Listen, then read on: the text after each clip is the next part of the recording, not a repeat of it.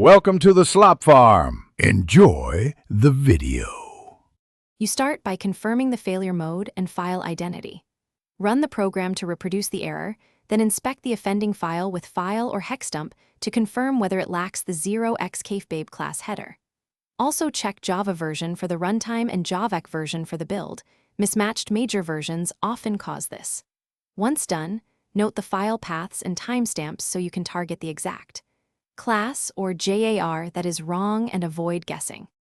You now fix the artifact causing the error by rebuilding from known good sources. Clean output directories and recompile with the same JDK version you'll run against. Use your build tool to recreate JARs so ZIP headers are correct. Then verify class path order so newer JARs win. Once done, run java-v on the class to see the magic number and major version. If you use IDEs, make sure they point to the same JDK and refresh. You finish by validating the fix. Run the application and its tests in the intended runtime.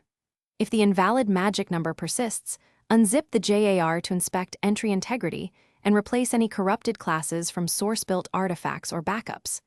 Make sure file permissions allow reads and check for accidentally packaging non-class files where classes belong. If nothing helps, clear build and dependency caches and reinstall the JDK. One key tip: this error often means a corrupted or wrong format file, not.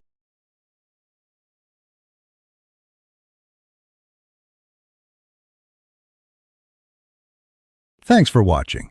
Consider subscribing if we helped you today.